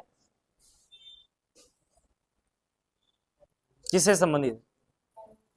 हाँ, ऑनलाइन फ्रॉड है ना। और ये कौन सा फ्रॉड है, महिलाओं वाला फ्रॉड है ना। तो आजकल देखो कई लोगों ने अपनी जाति धर्म चेंज कर करके क्या कर रहे हैं, उत्तराखंड की लड़कियों को बहलाया फुसलाया जा रहा है ना। ठीक है, तो लड़कियों को जागरूक करने के लिए, हालांकि लकड़ियां नहीं, लड़कियां कितनी जागरूक हो रही है वो अलग बात है ना। तो आजकल आपने देखा होगा कई लोग इस प्रकार के क्या कर रहे हैं, काम कर रहे हैं। तो इसीलिए समाज में जागरूकता फैलाने के लिए, है ना, लड़कियां बहलाई फुसलाई में ना आए, है ना। तो इसीलिए जागरूकता के लिए यह फिल्म लाई गई, मिशन देवभूमि। ठीक है, वेरी वेरी इंपॉर्टेंट। ठीक है, चलो जी, तो ये बात आपको क्या रखना है, ध्यान रखना है। तो ये हमारे राज्य की कुछ क्या है महत्वपूर्ण फिल्में। इसके हिसाब से आंसर कौन सा था आपका, डी वाला आंसर था। चलो जी, अब अगले प्रश्न पे आ जाओ। पशुओं को स्वस्थ रखने के लिए चंपावत में कौन सा मेला लगता है? तो बताओ भाई, पशुओं को स्वस्थ रखने के लिए चंपावत में कौन सा मेला लगता है? मानेश्वर मेला लगता है। ठीक है, अब आप सोचेंगे सर आपने ये वाला पॉइंट तो नहीं लिखा है, आपने लिखा है दुधारू पशुओं के लिए। और दुधारू पशुओं के लिए क्या, उनके स्वस्थ रहने के लिए तो करते होंगे, तभी तो ठीक से दूध देगा, है ना। चलिए जो, तो एग्जैक्ट आपको शब्दों पे नहीं जाना है, उसके भाव को समझना है। तो मानेश्वर मेला जो है पशुओं के स्वास्थ्य के लिए यह मेले का आयोजन किया जाता है। इसके अलावा माघ मेले की बात करें तो माघ मेला कहां पे लगता है? उत्तरकाशी का बाड़ाहाट, है ना, जो मेला लगता है बड़ा इंपॉर्टेंट है। देवी धुरा का मेले की बात करें तो देवी धुरा का मेला कहां पे लगता है? चंपावत में लगता है। कहां पे है? चंपावत में कहां पे लगता है? हैं? कौन सा है? हाँ बताओ, हाँ ठीक बोल रहे हो, थोड़ा जोर से। विरहणी देवी, ये कौन सी नई देवी आई है? हाँ, नई देवी आ गई रे, बिरहणी देवी है ना चलो जी, बिरहणी देवी नई देवी आई हमारी क्लास में है ना, कौन सी देवी आई? बिरहणी। चलो जी, ठीक है, ये कोई देवी नहीं है, ये काल्पनिक देवी है, ठीक है। हाँ, वो देवी एक्चुअल में कौन सी है? बारही देवी। हाँ हाँ वही है, बारही देवी, ठीक है। चलो जी, तो बारही देवी धाम में जो है इस मेले का क्या किया जाता है? आयोजन किया जाता है, ठीक है। और बारही देवी जो धाम है वहां पे, कहां पे ये किस मैदान में आयोजन होता है इसका? है खोली खोड़ दुर्बा चौड़ मैदान में इसका क्या किया जाता है? आयोजन किया जाता है। दुर्बा चौड़ मैदान में, खोली खोड़ दुर्बा चौड़ मैदान में इसका क्या किया जाता है? आयोजन किया जाता है। जो देवी धुरा का मेला है ये, ठीक है, इंपॉर्टेंट है। क्यों इंपॉर्टेंट है ना, खास बात क्या है इस मेले की है? हाँ, पत्थर मारते हैं ना उसमें, हाँ ठीक है। तो इसमें क्या है? पत्थर मारने की क्या है? परंपरा है। इसमें कितने वर्ग होते हैं जो एक दूसरे पे पत्थर मारते हैं? कितने वर्ग होते हैं? अच्छा भूल गए, इतना फेमस मेला, 4 वर्ग होते हैं। कौन कौन से हैं ये 4 वर्ग? वालिग, हाँ चमयाल, ठीक है, वालिग, ठीक है, गहड़वाल। इसके अलावा आपका कौन सा हो जाएगा? लमगड़िया हो जाएगा। तो यानी कि पूरे गांव जो है वो 4 खेमों में बटे होते हैं और यही आपस में क्या करते हैं? पत्थरों की वर्षा करते थे, अब नहीं करते हैं ना। अब प्रतीकात्मक रूप से केवल यहाँ पे फल और फूलों की क्या होती है? वर्षा होती है, ठीक। इसके अलावा इस मेले में भाग लेने वाले जो लोग होते हैं उनको क्या कहा जाता है? उन्हें क्या कहा जाता है? मेले में भाग लेने वाले जो लोग होते हैं यानी जो खिलाड़ी होते हैं उन्हें क्या कहा जाता है? ध्योके कहा जाता है। क्या कहा जाता है? ध्योके कहा जाता है। इसके अलावा चंपावत में देखो, चंपावत में कई सारे मेले और भी लगते हैं। जैसे एक मेला लगता है लड़ी धुरा का मेला, लड़ी धुरा का मेला। और कहां पे लगता है लड़ी धुरा का मेला? लड़ी धुरा का मेला कहां पे लगता है? हाँ चंपावत की बात करें, चंपावत में लगता है ना। हाँ बारकोट, ठीक है, बाराकोट पद्मा देवी के मंदिर में। कहां पे लगता है? पद्मा देवी के मंदिर में लगता है, बाराकोट में, ठीक है। इसके अलावा और कौन कौन से मेले लगते हैं चंपावत में? एक हो गया आपका सूर्य षष्ठी मेला, सूर्य षष्ठी मेला हो जाएगा, ठीक है। इसके अलावा और बताओ कोई? गोलजू मेला, गोलजू मेला। इसके अलावा और मेलों की बात करें तो चैतोला मेला, चैतोला मेला। इसके अलावा है कौन? हाँ एड़ी बालकृष्ण मेला, एड़ी बालकृष्ण मेला। एड़ी बालकृष्ण के अलावा झूला मेला, झूला मेला। इसके अलावा कालसीन मेला, ठीक है। कहां पे लगता है झूला और कालसीन मेला? श्यामला ताल झील के किनारे लगता है, ठीक है। तो ये कुछ महत्वपूर्ण आपके क्या हो जाएंगे? मेले हो जाएंगे चंपावत में। अगले प्रश्न पे आ जाओ, नेक्स्ट प्रश्न। चलो जी, अब ये प्रश्न है आपका लेखक से संबंधित है, ठीक। चलो जी पढ़ो इस प्रश्न को, सही मिलान करना है आपको।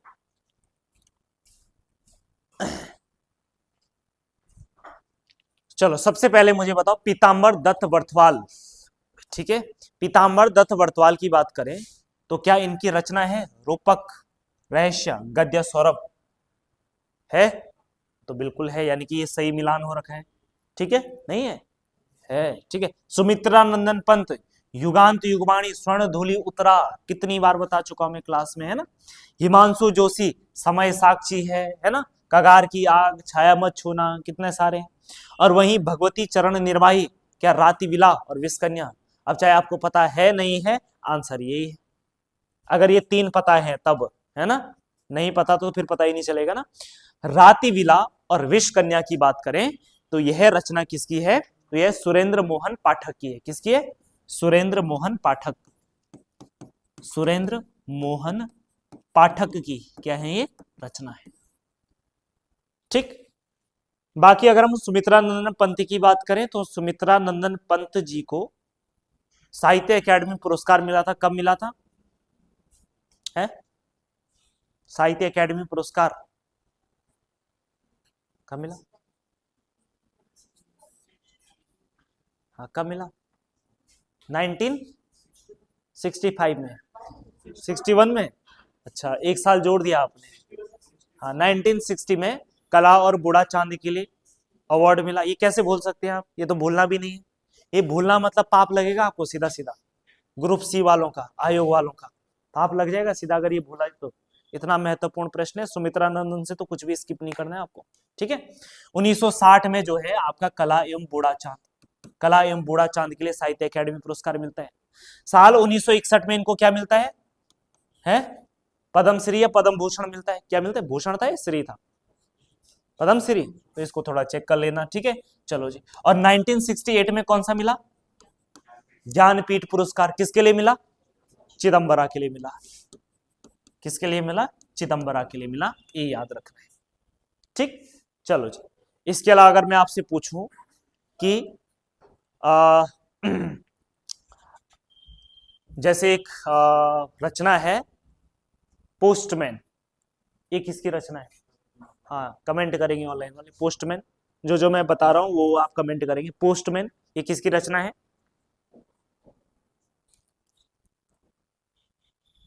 हाँ, अब एक रचना आ रही मेरे दिमाग, मुठभेड़। जिस हिसाब से आप आंसर नहीं कर रहे हैं, है ना, तो यहाँ मुठभेड़ हो सकती है। किसकी है? किसकी है? शैलेश मटियानी की। अच्छा, शैलेश मटियानी के नाम पे एक पुरस्कार भी शुरू किया गया 2009 से। कौन सा पुरस्कार है? शैलेश मटियानी। मेन इसके आगे ही बोलना है, शैलेश मटियानी। कौन सा पुरस्कार है? हाँ, ठीक बोल रहे हो।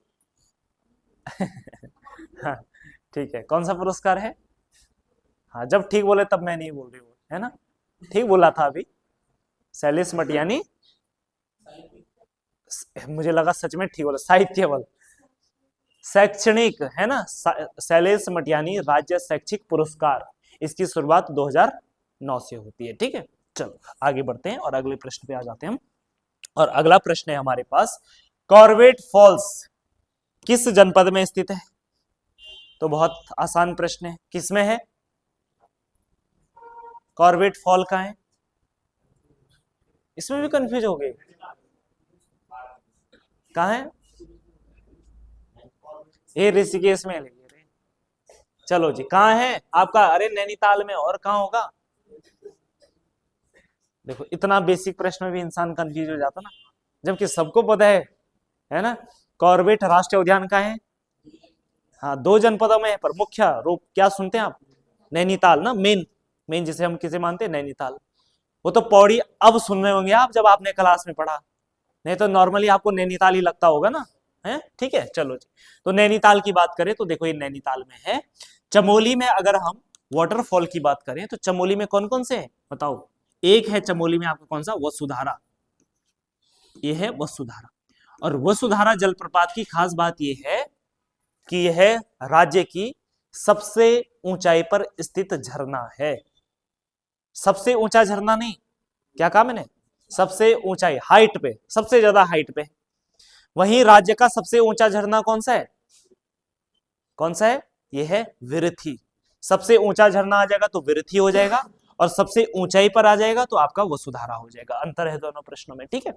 तो चमोली में एक तो है वसुधारा और एक है आपका सलधार जलप्रपात हो जाएगा, ठीक है। ऋषिकेश में कई सारे हैं, जैसे क्या है आपका गरुड़ हो गया, ठीक है, पटना जलप्रपात हो गया, और इसके अलावा और भी जलप्रपात हैं।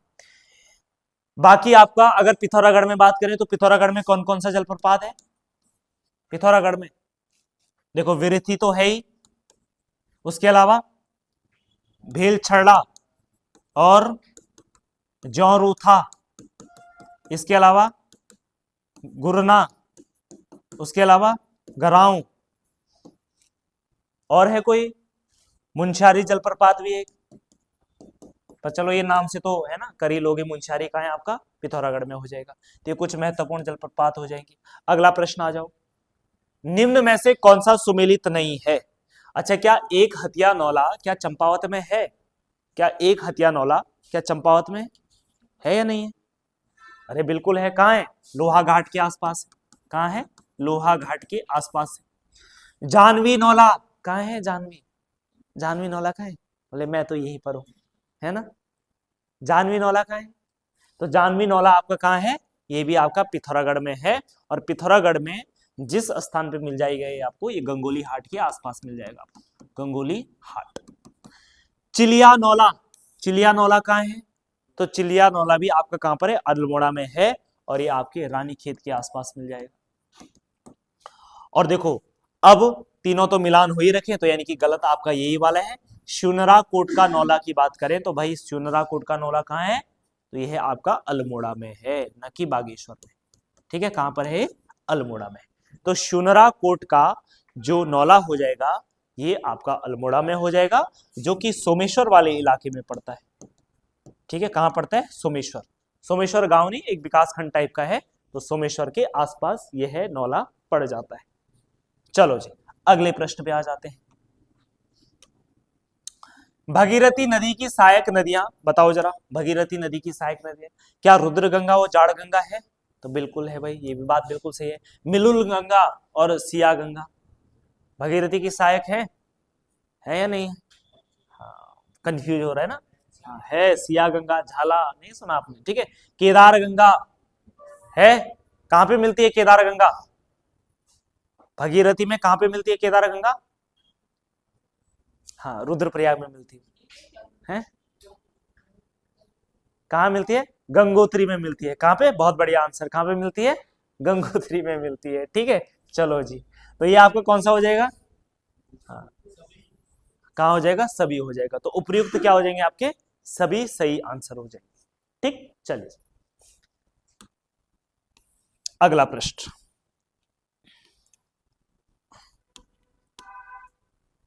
सूची एक को सूची दो से मिलान कीजिए। तो मिलान करो जरा।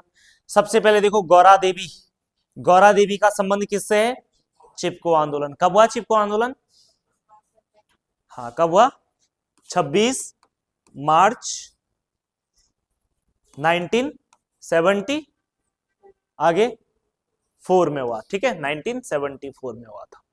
यानी आंदोलन ऐसा नहीं कि उसी दिन चल रहा था, आंदोलन तो पहले से ही हो रहा था, है ना। उस दिन बस वो पेड़ पे चिपकने वाली घटना हुई थी। हाँ, उस दिन क्या हुई थी? पेड़ पे चिपकने वाली घटना हुई थी। तो इसीलिए इसी कॉन्सेप्ट पे क्या दिया था? इसको चिपको आंदोलन का नाम दिया था। ऐसा नहीं कि आंदोलन उसी दिन हुआ केवल, आंदोलन तो आपके एक लंबे समय से चल रहा था। 70 है ना के दशक से ही आपका आंदोलन चल रहा था, कई सालों से चल रहा था, लेकिन उस दिन बड़ी घटना हुई थी, ठीक है। सच्चिदानंद भारती की बात करें तो देखो सच्चिदानंद भारती किससे जुड़े हैं? पानी राखो आंदोलन। और कब होता है पानी राखो आंदोलन? बताओ रे, पानी राखो आंदोलन कितनी बार करा चुका मैं? 1989। कहां पे होता है? कहां होता है बताओ? हाँ, उफरी नहीं है वो, उफरा है, मेल है वो, है ना। हाँ, उफरा खाल, उफरा नहीं, उफरे खाल, ऊपरी खाल बोले ठीक है। हाँ, उफरे खाल, और उफरे खाल कहाँ है आपका? पौड़ी जनपद में हो जाएगा, ठीक। कल्याण सिंह रावत, कल्याण सिंह रावत आपका कहाँ हो जाएगा? मैती आंदोलन हो जाएगा। और कब हुआ मैती आंदोलन? 1995 में हुआ, ठीक है। 1995 में यह है आंदोलन हुआ। ठीक है, मैती नाम क्यों रखा गया? हाँ, शादी के टाइम पे होता है।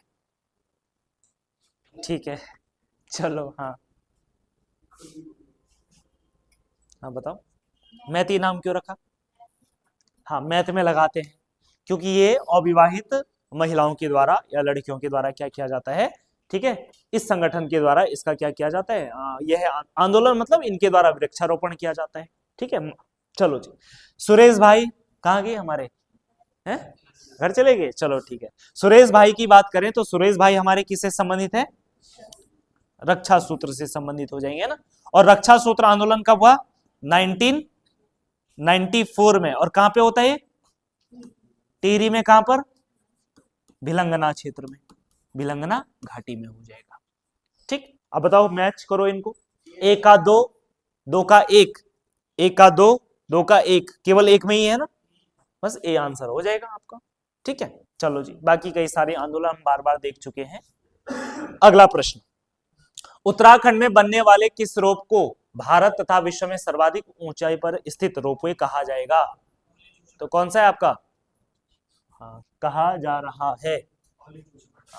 अली जोशीमठ होता तो ये बोलते किसको कहते हैं, कहा जा रहा है थोड़े ना बोलते फिर, है ना। आजकल ये कहा जा रहा है, कहा जा रहा है का मतलब आजकल कहा जा रहा है ना। तो ये आपका कौन सा? गोविंद घाट हेमकुंड।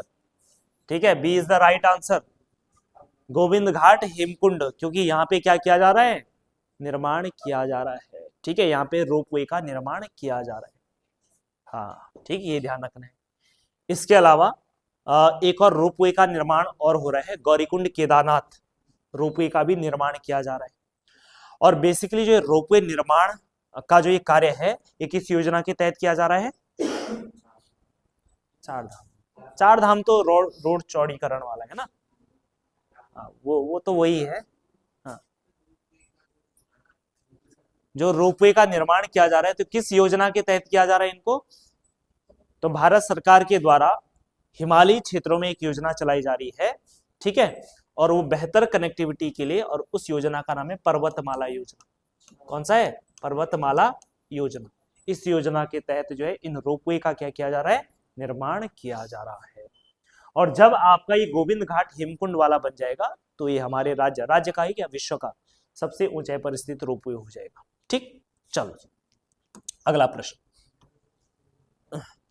नेक्स्ट प्रश्न पे आ जाओ। सबसे कम एसटी जनसंख्या प्रतिशत वाला जनपद कौन सा है? कौन सा है? ये है आपका कौन सा? हाँ, टिहरी है। ठीक है, कौन सा है? टिहरी हो जाएगा।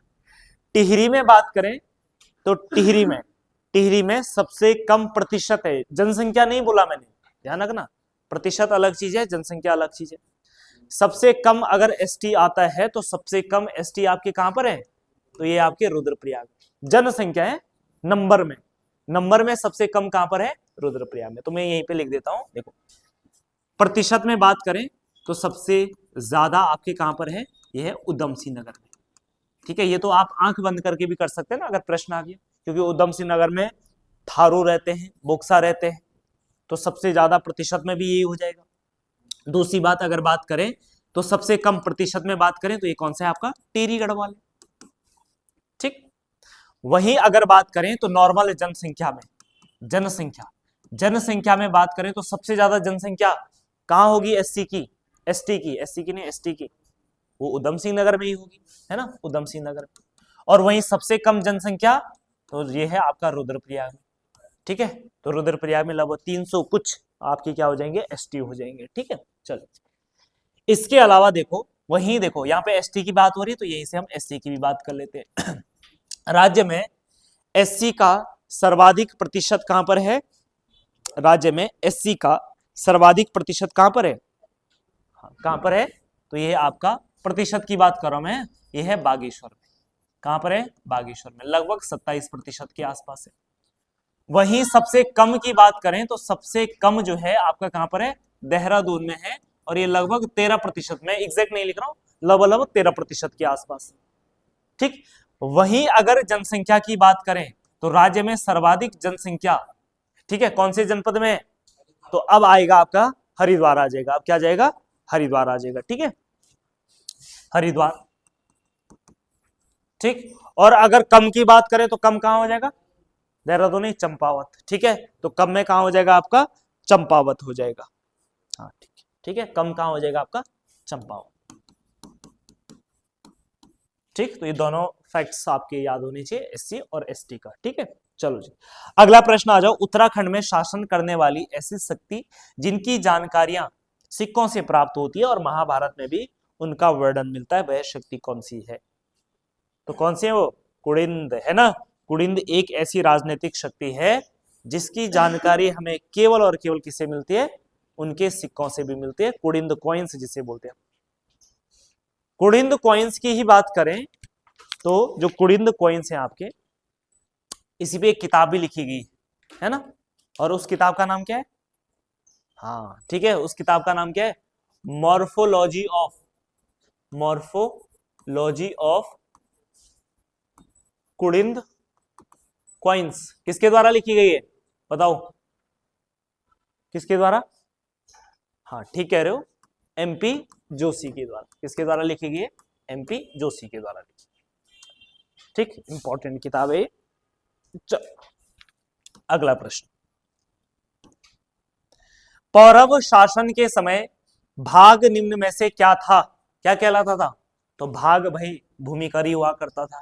ठीक है, चलो जी अगला प्रश्न, मुनि की रेती व शुमाड़ी से प्राप्त मुद्राएं किससे संबंधित है, सिंपल सी बात है, कौन सी है, कुषाण कालीन हो जाएगी। बाकी चंदों के बारे में आप जानते हैं, कुमाऊं में राज करने वाली।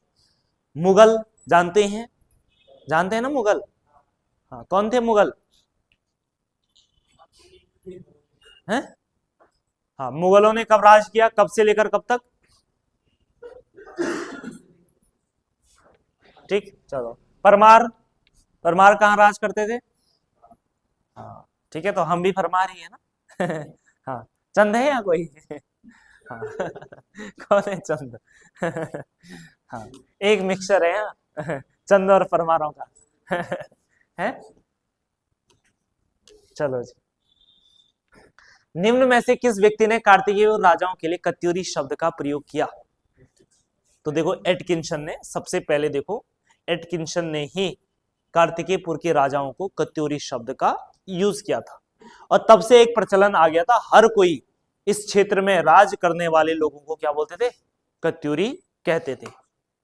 लेकिन जब बाद में और रिसर्च हुई, जैसे यशवंत सिंह कटौज जैसे जो इतिहासकार है ना, जब इन्होंने और रिसर्च करी यार, इन्होंने कहा कत्यूरी शब्द तो मिल ही नहीं रहा कहीं, है ना, तो फिर इन्होंने बार बार देखा, जो पांडुकेश्वर अभिलेख है वहां पे जिस राजवंश का उल्लेख मिलता वहां कार्तिकेयपुर लिखा हुआ था, तो उन्होंने कहा भाई ये कत्यूरी नहीं, कौन सा था ये, कार्तिकेयपुर था।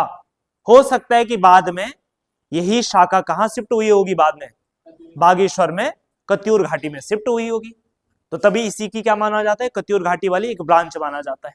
ठीक, तो ये कहा था किसने, एटकिंसन ने। ठीक है, चलो पांडुकेश्वर ताम्रपत्र किस शासक से संबंधित है, तो अभी कल ही मैं डिस्कस कर रहा था शायद, है ना, कौन से, ललित सूर्यदेव से संबंधित है, किससे, ललित सूर्यदेव से संबंधित है।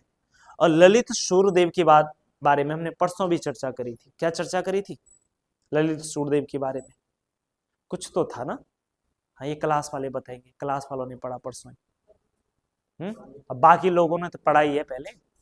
हाँ बद्रीनाथ, ठीक बोल रहे हो, बद्रीनाथ का जो निर्माण हुआ वो ललित सूर्यदेव के समय ही माना जाता है, और बद्रीनाथ धाम के लिए या मंदिर के लिए भूमिदान किसने दी थी, पद्मदेव नामक शासक ने दी थी, या राजा ने दी थी, है ना, आदमी ने दी थी। चलो अगला प्रश्न आ जाओ, चित्रशिला निम्न में से किस शहर का प्राचीन नाम था, तो ये सिंपल सा रानी बाग हो जाएगा। ठीक है, हाँ जी अगला प्रश्न देखो जी, अब ये प्रश्न जानबूझ के ही डाला गया था क्योंकि इससे पहले वाले में मैंने सारे कराए थे ना, तो फिर मैंने सोचा आपका रिवीजन हो जाएगा सारे दिवसों का। अब देखते हैं कि आपने पढ़ा है या नहीं पढ़ा है। ठीक है, पिछले पेपर में भी दिया था लेकिन उसमें और दिवस दे रखे थे, पर कराई मैंने सारे थे। सबसे पहले जागर संरक्षण दिवस कब मनाया जाता है, 17 जनवरी को, जनवरी 17 सितंबर को मनाया जाता है। कब मनाया, कहाँ गया, अच्छा इधर ही है, ठीक है गाड़ी घूम गई थी ना। 17 सितंबर को क्या मनाया जाता है, जागर संरक्षण दिवस मनाया जाता है। वहीं उत्तराखंड साहित्य दिवस की बात करें तो उत्तराखंड साहित्य दिवस बताओ कब मनाया जाता है? 19 सितंबर को मनाया जाता है। किसके जन्म पर या किसके सम्मान में उत्तराखंड साहित्य दिवस? हरिदत्त भट्ट। ठीक है। वहीं जागर संरक्षण दिवस की बात करें, कौन है जागर सम्राट? प्रीतम भरतवाण जी। गढ़ भोज दिवस कब मनाया जाता है? 7 अक्टूबर को मनाया जाता है। राज्य स्थापना दिवस 9 नवंबर को मनाया जाता है। इसके अलावा एक और बताया था मैंने आपको, 11 दिसंबर को, 11 दिसंबर को क्या मनाया जाता है? पहाड़ दिवस मनाया जाता है। ठीक है, पहाड़ दिवस मनाया जाता है। 24 दिसंबर को क्या मनाया जाता है? 24 दिसंबर को, हाँ, उत्तराखंड लोक संस्कृति दिवस, उत्तराखंड लोक संस्कृति दिवस मनाया जाता है। वहीं अगर 1 सितंबर की बात करें तो 1 सितंबर को क्या मनाया जाता है? कुमाऊनी भाषा दिवस मनाया जाता है। 2 सितंबर को गढ़वाली भाषा दिवस मनाया जाता है। ठीक है, गढ़वाली भाषा दिवस मनाया जाता है। और कोई दिवस याद आ रहे हैं बताओ? है 9 सितंबर को, अच्छा दो पहले, दो एक और लिखो, कौन सा? बुग्याल संरक्षण दिवस। ठीक है, 9 सितंबर को क्या मनाया जाता है? हाँ ठीक बोल रहे हो, हिमालय दिवस। कौन सा दिवस मनाया जाता है? हिमालय दिवस मनाया जाता है। 10 सितंबर को क्या मनाया जाता है? उत्तराखंड गौरव दिवस मनाया जाता है। ठीक है, उत्तराखंड गौरव दिवस मनाया जाता है। तो ये सारे दिवस बड़े इंपॉर्टेंट है, भूलेंगे आप इनमें से एक भी नहीं। हालांकि 2 दिन बाद भूल जाएंगे, मेरे को पता है, पर भूलने से पहले हाँ प्रैक्टिस सेट में आपको याद दिलाया जाएगा, टेंशन मत लो आप लोग। ठीक है, हाँ कोई वैसा तो है नहीं, मतलब क्या कैसा इंपॉर्टेंट नहीं है? क्यों नहीं इंपॉर्टेंट? नहीं, क्या जागर हमारी परंपरा नहीं है? हाँ तो अच्छा, प्रीतम भरतवाण की नहीं है, वो कंजर्व करनी। क्या लिखा वहां पर? जागर संरक्षण दिवस। प्रीतम भरतवाण जैसे गायकों या गीतकारों ने उन जागरों को संरक्षण देने का काम किया है। नहीं तो धीरे धीरे ये परंपराएं क्या होती जाएंगी? विलुप्त तो होती जाएंगी, अगर इनको आगे बढ़ाने वाले लोग ना हो। तो इसलिए उन लोगों को भी तो सम्मान देना होगा। इससे क्या होगा? जागर भी संरक्षित रहेगा और उन व्यक्तियों को भी सम्मान मिलेगा जिन्होंने जागर के क्षेत्र में उल्लेखनीय काम किया है। इंपॉर्टेंट तो है, हर दिवस इंपॉर्टेंट इसलिए तो मनाया जा रहा है। ठीक है, चलो जी आगे अगला प्रश्न। उत्तराखंड की प्रथम दलित महिला स्नातक बताओ कौन थी? तो ये थी लक्ष्मी देवी टमटा। और अगर ये बात की जाए तो उत्तराखंड की पहली ग्रेजुएट सिंपल, तो तब ये थी, है ना, सिंपल आ रखा है। अगर केवल ग्रेजुएट उत्तराखंड की पहली स्नातक महिला तो तब हो जाएगा ललिता वैष्णव चंदोला। लेकिन अगर पहले क्या आ जाएगा? दलित महिला आ जाएगा, तब लक्ष्मी देवी टमटा हो जाएगा। ठीक है, बाकी विद्या देवी डोभाल आपने कई बार बता रखा मैंने। प्रसिद्ध कत्था फैक्ट्री कहाँ है? तो प्रसिद्ध जो कत्था फैक्ट्री है ये कहाँ है? हल्द्वानी में है। मशहूर नहीं, मसूरी शहर का सबसे पुराना बाजार कौन सा है ना? तो ये है आपका लंढौर बाजार, बहुत फेमस है। ठीक है, मसूरी में। और मसूरी में इसके अलावा एक और बाजार बड़ा फेमस है, एक दूसरा बाजार मॉल रोड जिसे कहा जाता है ना। ठीक है, जहां पे है ना 50 रुपए का मोमो 500 का मिलता है ना? नहीं है? एक दिन हमने खाई वहां पे, पता नहीं चाउमीन खाई पता नहीं खाई, पहले रेट नहीं पूछा ना भाई, लगा दे। देहरादून की हालत पड़ी हुई थी, है ना। तो ऐसे कराए, है ना, 5-6 लोग थे। अब लगाओ 50 रुपए का मोह, हमें लगा 50 कितना होगा, 100 रुपए, 1,500 और वही मैं रेस्टोरेंट की बात नहीं कर रहा, बाहर ठेलियों की बात कर रहा हूँ। भाई साहब जो बिल बना ना उसके बाद तो क्या करते तब, है ना, देना पड़ा मजबूरी में, है ना। ऐसा तो हो रहा था भागो यहाँ से अभी। ठीक है, 200 का बिल 2,000 का बन गया वो सीधे। कोई बात नहीं, होता है कभी कभार ना। चलो जी, तो लंढौर बाजार, इंदिरा बाजार सुना है आपने?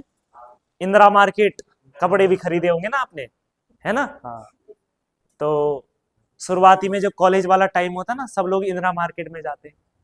धीरे धीरे तब वो बाद में और जगह एक्सप्लोर करते हैं, बस शुरुआती जो समय होता है वो क्या होता है? इंदिरा मार्केट का होता है। ठीक है, अच्छा पलटन बाजार, तब बाद में आता है पलटन बाजार। शादी विवाह कुछ भी हो, है ना, तो पलटन बाजार में लोग क्या करते हैं? खरीदारी करने जाते हैं। जाते हैं नहीं जाते? जाते हैं, क्या पता, है ना। अच्छा देखा भी नहीं पलटन बाजार? देखा है? अच्छा, पलटन नाम क्यों पड़ा है पता है? अंग्रेजों की यहाँ पे एक पलटन हुआ करती थी, है ना, अंग्रेजों की सेना की एक टुकड़ी रहती थी वहां पे, तो उनकी पलटन रहती थी वहां पे, इसलिए उसका नाम क्या पड़ा है? पलटन बाजार पड़ा है उसके बाद। ठीक, चलो घंटाघर से थोड़ा जब आगे इस, उसके अलावा और क्या फेमस है वहां पे? है तिब्बती मार्केट। तिब्बती मार्केट भी कहाँ पे हो जाएगा? घंटाघर के आसपास ही हो जाएगा, है ना। अरे भरोसा नहीं, यहाँ वाले कुछ भी दे सकते हो। ठीक, इसके अलावा अगर आपने एक और चीज सुनी हो, है ना, आइसक्रीम, है आइसक्रीम वाला, है ना, तो लेकिन अब बढ़िया नहीं मिलती, पहले अच्छी मिलती थी, है ना। अब टेस्ट उन्होंने धीरे धीरे क्या कर दिया, उसका कम कर दिया। ठीक, चलो जी, अब इसके अलावा आगे बढ़ेंगे। वीरांगना तीलू रौतेली का जन्म किस गांव में हुआ? तो वीरांगना तीलू रौतेली का जन्म जो है ये गुराड़ गांव, ये आपका चौंदकोट क्षेत्र पड़ता है आपका। ठीक है, तो यहाँ पे इनका जन्म हुआ था, वीरांगना तीलू रौतेली का। ठीक है, तो कत्यूरियों को हराने में इन्होंने क्या करी थी? गढ़, ठीक है, गढ़ क्षेत्र की क्या करी थी इन्होंने? सुरक्षा करी थी। ठीक है, चलो अगला प्रश्न आ जाओ। विवाह से पूर्व सांग जांगी एवं पिट्ठा संस्कार बताओ कहां होता है? तो ये कहां होता है? राज्यों में होता है, तो B is the right answer हो जाएगा। काली नदी पर प्रस्तावित पंचेश्वर बांध परियोजना किन दो देशों के मध्य है? तो ये भारत और नेपाल के मध्य है। अब ये बताओ आप मुझे, पंचेश्वर में कौन सी दो नदियां मिलती हैं? हाँ, पंचेश्वर में कौन सी दो नदियां मिलती है? काली तो मिलेगी ना, काली के साथ बताओ दूसरी कौन सी नदी मिलती है? सरयू नदी मिलती है। ठीक है, और यहीं पर भारत का सबसे बड़ा बांध बनाया जा रहा है, और इसी का नाम है पंचेश्वर बांध। लगभग लगभग 5,500-6,000 मेगावाट की परियोजना है। ठीक है, और जब ये बांध बन जाएगा तो यह सबसे ऊंचा बांध भी हो जाएगा। इसकी हाइट लगभग 311 मीटर के अराउंड होगी। अभी टेरी बांध की कितनी है? 261 के अराउंड है ना। ठीक है, तो इसका और भी, इससे भी 50 मीटर ज्यादा है इसके। तो भारत और किसके बीच में हो जाएगा? नेपाल के बीच में हो जाएगा। अगला प्रश्न, सानी उडियार कहां है? तो सानी उडियार कहां है? सानी उडियार, सानी उडियार कहां है? बागेश्वर में। और सानी कोणा क्या होता है? सानी कोणा सुना है आपने? नहीं सुना है? नहीं सुना है सानी कोणा? ये भी आपका मेल वाले शब्द क्या बोलते हैं उनको, जो योजक से जुड़ते हैं, दोनों एक साथ आते हैं, सानी कोणा।